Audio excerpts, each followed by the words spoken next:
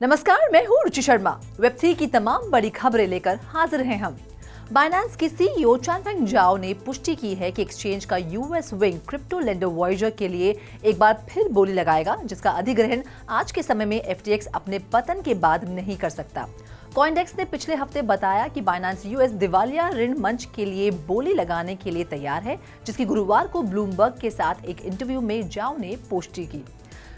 Voyager के दिवालियापन के बाद एफटीएक्स इस ऋण मंच का अधिग्रहण करने की रेस में सबसे आगे था। ऐसे में इस पर अब जाओ ने कहा कि मुझे लगता है कि US national security concerns FTX द्वारा फैलाई गई अफवाहें थी और हमें बोली से बाहर करने की कोशिश थी। हमारे द्वारा बोली में भाग लेने को लेकर कभी कोई चिंता नहीं थी। बढ़ते हैं अगली खबर की ओर। वित्तीय अपराध पर अपनी स्थिति की समीक्षा के बाद स्टारलिंक बैंक अब अपने कस्टमर्स के लिए क्रिप्टो ट्रांजैक्शंस का समर्थन नहीं कर रहा है। चैलेंजर बैंक ने कल प्रतिबंध लागू किया, यूजर्स को स्टारलिंक ऐप के जरिए एक नोटिफिकेशन भेजा। साथ ही लंदन बेस्ड फिनटेक ने ट्विटर पर लिखा, हम हमेशा वित्तीय अपराध के संबंध में अपनी पोजीशन को रिव्यू करते हैं। हम क्रिप्टो एक्टिविटी को हाई रिस्क वाला मानते हैं। हमने क्रिप्टो मर्चेंट्स को सभी कार्ड पेमेंट्स को रोकने और आउटगोइंग और इनकमिंग ट्रांसफर्स पर प्रतिबंध लागू करने का निर्णय लिया है।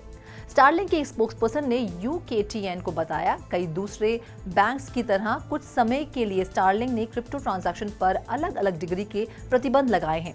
स्पोक्सपर्सन ने कहा कि क्रिप्टो करेंसी के पीछे इनोवेटिव टेक्नोलॉजी और थिंकिंग और ग्रेट पोटेंशियल एडवांटेजेस थी। हालांकि इंडस्ट्री की हाल की स्थिति में बहुत ज्यादा रिस्क था और क्रिमिनल पर्पसेस के लिए ज्यादा इस्तेमाल किया जाता है और इस तरह हम अब उनका समर्थन नहीं करते हैं। बाकी खबरों के लिए करते हैं विशाखा का रुख। Over to you Vishakha. L'Oreal ने मेटावर्स के लिए एक cross game avatar platform Ready Player Me के साथ एक मल्टी ब्रांड ब्यूटी पार्टनरशिप की घोषणा की है।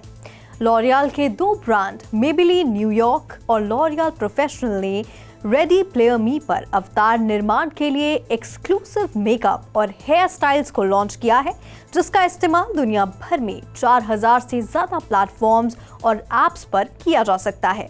मेकअप आर्टिस्ट, हेयर स्टाइलिस्ट और 3D आर्टिस्ट के साथ काम करते हुए दोनों ब्रांड 3D डिजाइनर और डेवलपर इवान रोशेट द्वारा को डिजाइन किए गए क्यूरेटेड लुक्स लाते हैं।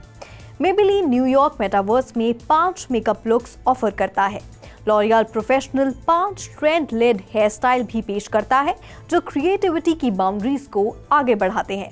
तो लॉरियल ग्रुप के चीफ मेटावर्स ऑफिसर कैमिली क्रोले कहते हैं, ये पार्टनरशिप हमें कंज्यूमर्स के बीच वर्चुअल ब्यूटी के एपेटाइट को बेहतर ढंग से समझने और ब्यूटी एक्सपीरियंसेस को बढ़ाने की अनुमति देती है। 3 बिलियन से ज्यादा ग्लोबल गेमर्स के साथ हमारा दृष्टिकोण अनुभव को ज्यादा एक्सेसिबल और इंक्लूसिव बनाते हुए नए ब्यूटी कोड्स का पता लगाना है। क्रिएटिविटी, टेक्नोलॉजी और लॉरियल की ब्यूटी एक्सपर्टीज के जरिए हमारा उद्देश्य सेल्फ एक्सप्रेशन के लिए एक स्पेस प्रदान करना है, जो फिजिकल से परे हमारी दुनिया की डाइवर्सिटी को दर्शाता है। वहीं मेटावर्स से जुड़ी दूसरी खबर में डेलॉयट का अनुमान है कि मेटावर्स 2035 तक एशिया के जीडीपी में एनुअली $1.4 ट्रिलियन जोड़ सकता है। ये देखते हुए कि मेटावर्स मार्केट 2030 तक $13 ट्रिलियन जितना बड़ा हो सकता है, ग्लोबल फाइनेंशियल सर्विसेज फर्म ने कहा है कि अब मेटावर्स साइंस फिक्शन नहीं है। शुरुआती मेटावर्स प्लेटफॉर्म पहले से ही लाखों लोगों द्वारा इस्तेमाल किए जा रहे हैं। डेलॉयट की एक नई रिपोर्ट, जिसका title the metaverse in Asia strategies for accelerating economic impact है, जिसका अनुमान है कि मेटावर्स एशिया में $1 ट्रिलियन अपॉर्चुनिटी है। स्टडी 12 सिलेक्टेड एशियन इकोनॉमीज पर गहराई से नजर डालता है, जिसमें Hong Kong, India, Indonesia, Japan, mainland China, Pakistan, Philippines, Singapore, south Korea, Taiwan, Thailand और वियतनाम का नाम शामिल है। वहीं दूसरी तरफ गोल्डमैन सैक्स मेटावर्स को $8 ट्रिलियन की अपॉर्चुनिटी के रूप में देखता है, जबकि मैकेंसी का मानना है कि मेटावर्स 2030 तक $5 ट्रिलियन जनरेट कर सकता है। Over to you Sandeep. पूर्व Singapore International Monetary Exchange SIMEX के नकली डोमेन से जुड़े क्रिप्टो करेंसी घोटाले में यूएस में मौजूद 5 पीड़ितों ने $10 मिलियन से ज्यादा का नुकसान उठाया है। सोमवार को अमेरिकी न्याय विभाग यानी DOJ ने कहा कि मई और अगस्त के बीच स्कैमर्स ने पीड़ितों को एक क्रिप्टो करेंसी स्कैम में हिस्सा लेने का लालच दिया, जहां उनका पैसा नकली प्लेटफॉर्म में निवेश करने के बाद निजी वॉलेट में स्थानांतरित कर दिया गया था। पीड़ितों को यह समझाने के लिए कि वे एक लेजिटमेट क्रिप्टोकरेंसी अपॉर्चुनिटी में निवेश कर रहे थे। स्कैमर्स ने पूर्व सीमेक्स के 7 नकली डोमेन्स बनाए थे, जिसे 1999 में सिंगापुर एक्सचेंज SGX बनाने के लिए 2 दूसरे कंपनियों के साथ जोड़ दिया गया था।